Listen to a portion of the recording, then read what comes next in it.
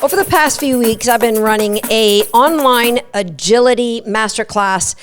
And recently, I dropped a statistic on people that blew their minds. And the result that I was sharing was how my dogs, their start line is a given. I'm going to jump into why I believe that and why what I do is so very different. And how, if you're just wanting a dog to be well behaved, it can happen based on your life 24/7. It has nothing to do with formal training.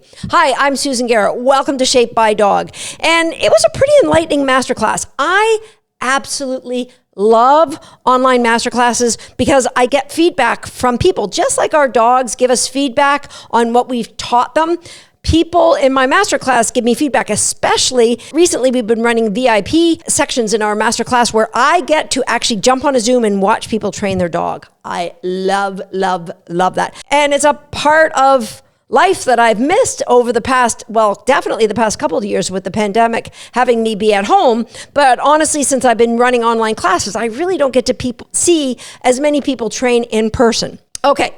So I love when people say, I haven't trained my dog all week. Because what they don't realize is you sure as heck have trained your dog all week. You just haven't intentionally trained your dog all week. Well, I am intentionally training my dog. And that's where something like a start line in agility comes into play. The data that I shared on one of my Facebook Lives was that over my career, all the dogs I've trialed, I sat down and I added up all the years each of my dogs has spent in agility and then how many start lines that was an equivalent to. And it was over 61 years and it was around 9,100 start lines. And I don't remember the exact data, but we did the math online. The bottom line was my dog's success percentage was 99.96%, in that I had one dog back in 1994 break a start line 3 times. Other than that, my dogs over 30 years just don't break start lines. Well, why is it? Is it because my dogs don't love agility as much as other people's dogs? No, my dogs are really driven to do agility. They absolutely love it. Well, how can that be? It's because training for me happens around the house. Training for most people in agility happens in agility and it's lost at a competition. And let me share with you what that looks like in response to a start line. And it's why our Handling 360 program works so well, because I get people to train behaviors around the house. Okay, let's start about start line. So start line, a dog is put in front of a jump and the handler leads out a set distance. And when you teach dogs that agility is a lot of fun, they can't wait to go. Here's what happens. Most people train in the agility environment. And let's say your dog has a 7-year career in agility and you run in 12 trials a year. Now that number may be more or maybe less. You can figure out this number all on your own. But for rough numbers, let's see you do 2 days of trialing on average over 12 trials a year.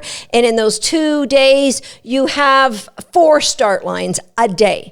Okay, so that means that in your dog's 7-year career, it will have done 672 start lines where their reward for waiting at the start line is the chance to take obstacles and chase you. Super important. Now, let's look at what training looks like for the average person. So on average, let's say somebody will train like 100. So on average, let's say you train 150 days a year. All right. I mean, you may train more or less, but we're looking for averages. And on average, over the career of your dog, you might do 2 start lines per training session. Now, I know when we have young puppies and we're doing jump grids, we'll do a lot more start lines than that. But as our dogs get older, near the end of the career, you probably won't do as many start lines and maybe you might not trial them or train them as much at home, but you can change this number as you like. So on average, if you did 2 start lines per training session and you trained 150 days a year, that means you've got in about 2,100 practices over the course of the dog's career. Now, the difference is when most people are training their dogs and they want to reinforce a start line, they'll do one of 2 things. They'll either walk back and give them a cookie, or they'll throw a toy back and say, good job, good stay. They may say, good job, and they throw the reward back. So the dog is getting reinforced. That's brilliant. But they're getting reinforced for something different than what we need at agility, because the reinforcement is in the form of food or a toy.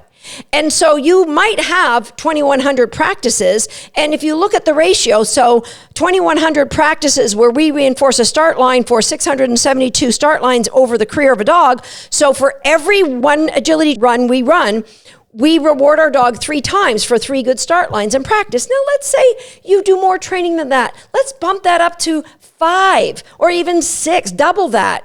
You do double the training I'm suggesting. You do 6 practice start lines where the dog gets it successful for every one you do in training. And you go, well, 6 to 1, that should be pretty good, right? But 6 times you're walking back and you're rewarding the dog, or you're throwing a toy back and you're starting over. Now, I want to shift to what I do with my dogs. Number 1, I never, ever walk back and reward a dog, even when they're puppies. I don't walk back and give them a cookie. As soon as I line them up in front of any agility obstacle, the only reward they're ever given is permission to take the obstacle and chase me, because that's the reward that I want them to understand that becomes our start line. So I started experimenting with this when my now 10-year-old dog Swagger was born, and I only rewarded him until he was 10 weeks old. And then with momentum in this, it's just been a standard. I never reward a dog who's in front of an agility obstacle with a cookie or with a toy. The only reward they get is the chance to do that obstacle. Okay, now how do I get such a great start line when they never get an actual reinforcement other than the permission to move? Now let's look at my ratios. My dogs early on, I play crate games with them. So crate games is the foundation of all of this. And yes, at first they get cookies for holding position in their crate. But very quickly, the reward for not paddling your feet, the reward for holding position with all these distractions is your release out of the crate and the chance to chase me and play with me. So they start with crate games as a puppy. I'm not even going to count any of those repetitions. But I'm going to count the number of times I release my dog as an adult from a crate, from an X-Pen, from a hot zone, because they are always given release. If we're cutting their nails, we ask them to hup it up. If they're standing in line waiting for their chance to cut their nails, they're asked to hup it up. There's always a release, which is the release is you get permission to come and do what's next.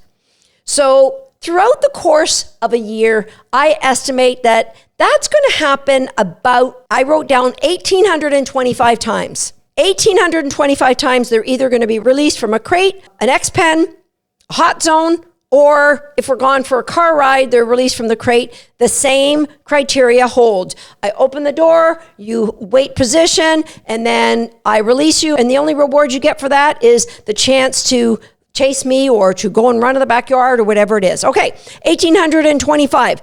The next layer, as many times as I'm trialing, so as many start lines as I've done with my dog, I actually have to release them out of a crate or out of an X-Pen and go to a warm-up jump where I will warm them up, and the permission to come out of the crate, the permission to leave the X-Pen, the permission to do the warm-up jump, the reward is always no reward, no food, just chase me. So I figured that's about 2,000 rewards that they get in the context of practicing agility every day or going to a trial. So that's about 2,000 releases that they get over the course of 1 year of their life with me when we're either trialing or we're training or we're practicing training. Now, let's go to the big number, and that is everyday life with me. We get up in the morning, all my dogs go outside. They all sit at the door and they wait for a release. Their reward for sitting at the start line is the chance to go. If I release one dog and another dog's butt goes up, that's a chance for me to say, that's not what start lines look like. So you don't get to go, another dog gets to go until you can settle back and be calm, and then you get to go. First thing in the morning, after breakfast, a morning walk, They go out in the afternoon, an afternoon walk, an evening walk, anytime we train. I figured it's 7 days a week. It's relentless. So that's about 2,555 releases from the front door. And then if you include when we leave the training building, we'll just tack on another 150 releases over the course of a year. Okay, so now my annual number of releases, which are rewarded with permission to do something, chase me or chase another dog or go outside or leave the car, I'm at about, I think I figured 6,430 releases a year. Multiply that by 7. Now where you've got your 3-to-1, I've got 45,010 pseudo start line releases where I'm not giving you a cookie for holding position, where you're learning the chance to earn reinforcement is by you holding position. Now that is going to work out to a ratio of not like 3-to-1, not like 5-to-1, somewhere around 70 practices per trial release. Is it any wonder that my dogs have got good start lines? You've got to consider you might not be training your dog in agility every day, but you are training your dog every day. So why not be intentional about what you're doing? Why not be a person who sets up their home life to support what it is you want to do? Maybe it's to be a great family pet. Maybe it's to be an amazing search and rescue dog. Maybe it's to be a phenomenal agility dog. Why not set up consistency so that you're just rehearsing skills that will lead you to better skills? And it's easy done, and the dogs learn life is fun because there's clarity in their life. Clarity builds confidence. Confidence builds this amazing team. And it really doesn't matter if you have any intention of doing a sport at all. It's just about having a calm and relaxed home life. Okay, and as long as we're on this topic of calm and relaxed home life, I got a question in. Somebody said, Susan, do you believe there's a place in dog training for the word no? Now, I'm not going to say what is right or wrong. I will just share with you, I did a little experiment when I read this question. I turned on my iPhone and I faced it at the dogs who were sitting near me as I read this question, and I tested their response. What do you guys think when I yell no?